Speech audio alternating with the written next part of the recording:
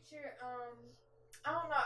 I mean, if pictures had smells, like this picture would smell so good. This picture would it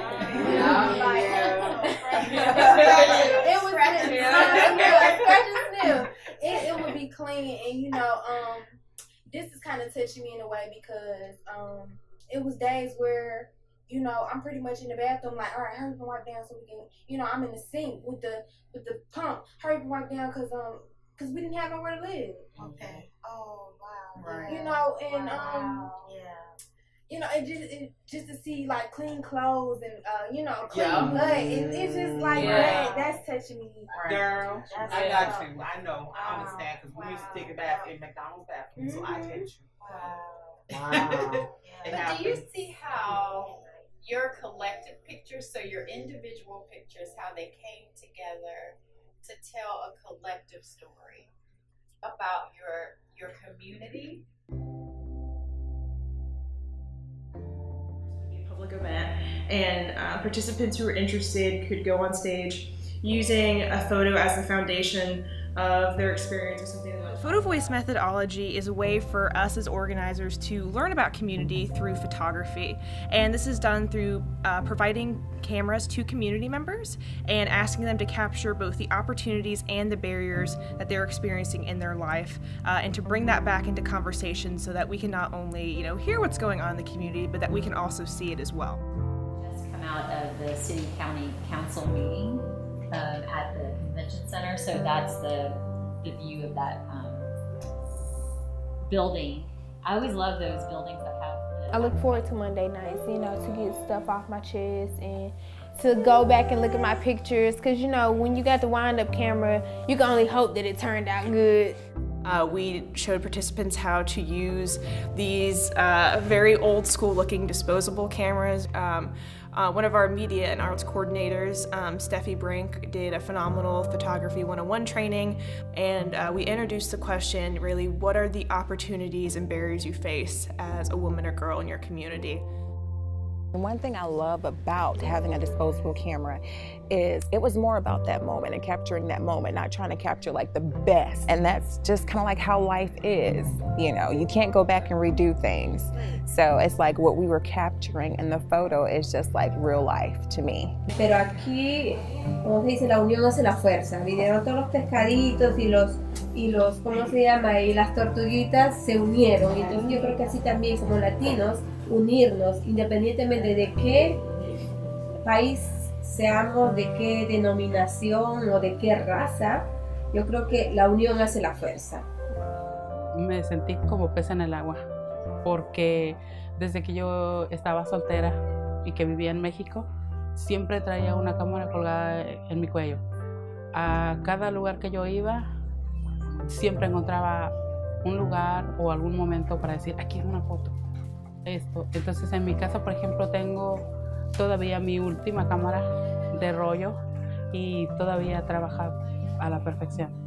Entonces me encanta, nada más que ahora pues es bien raro que tú traigas una cámara de rollo cuando la mayoría de gente trae un teléfono o cámaras más avanzadas.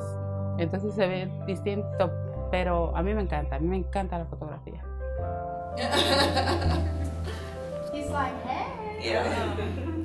Because he was, I don't know, adjusting the volume on the TV or something, and I said, I love you, and he just turned around and smiled at me, and I was like, oh, yes!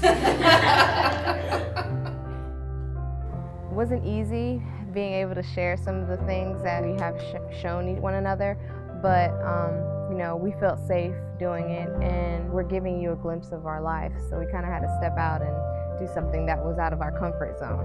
He aprendido que yo puedo expresarme frente a otras personas y que puedo ayudar a otras personas y compartir mis experiencias de lo que paso cada día, el poder que tenemos las mujeres latinas para salir adelante y que somos muy trabajadoras y luchonas.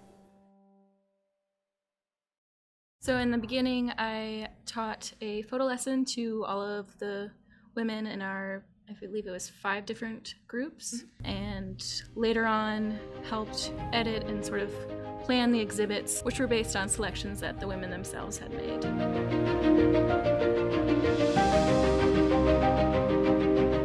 Images will speak for you when you're nowhere around, right? So when they're exhibited somewhere, when others are looking, then they'll hear a story connected with what you've taken. One thing that's really important to me in this project is to make our artists feel like community.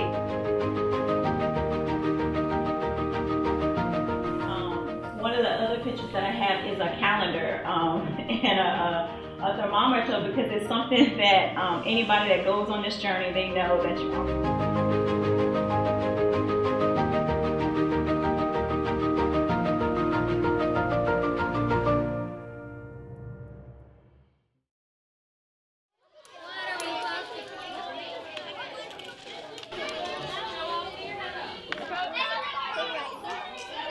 For Club Adventure, we visited 4 different local elementary schools and gave them an opportunity to look at some of the youth photographs that were made through the Seen and Heard project. I just picked it because it felt right to me. It felt right to you. It just made me feel more comfortable. It made you feel comfortable. Snaps for good comments.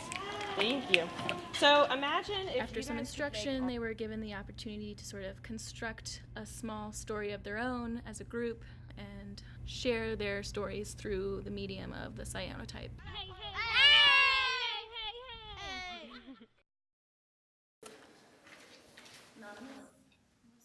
We worked together with Megan Kane, who's a professor at Benedict College. We worked with her service learning students and kind of did a Seen and Heard project, but kind of like a miniature version. How is it influencing the mood of the photograph? Is it creating something that's sort of dark and serious and moody, or is it like very cheerful and bright? And how is it interacting with your subject if you're taking a portrait? Is it casting a shadow on your subject's face? Well, I'm constantly trying to figure out ways to engage my students, but I thought it was great to use this technology that they're so committed to in every aspect of their lives to give it more meaning, to be more intentional and thoughtful about how they were using their images. And also, these students stay on campus. They don't get downtown. They don't get to these centers of artistic expression in town that I think that they should be really engaging with. I mean, these 2 campuses, I think, get forgotten when people think about the college students here in Columbia.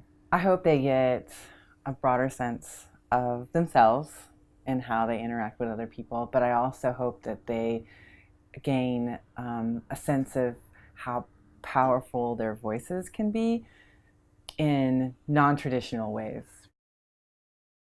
I was really impressed with the way that the photographs were used as like a tool of connection between the women, and they were able to, like you said, become vulnerable and open up, and in the process meet other people who had some of the similar struggles or experiences that they had, and they were able to build a sort of little support group and community in the process. I mean, it's just wonderful when you can kind of step out of your comfort zone, do something different, and meet some wonderful people, and at the same time, you know, I feel make a difference in the community. It's okay to be vulnerable.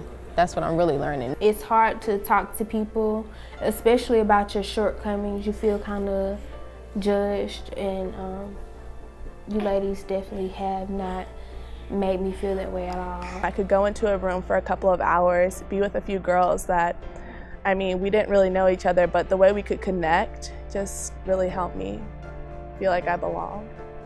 Autoconfianza y libre expresión. Eso sería. Y amistad, porque encontré buenas chicas, buena onda conmigo. You know, I got something to talk about now. I'm not just Naya, I'm an artist. I've been waiting for this part. I can't wait.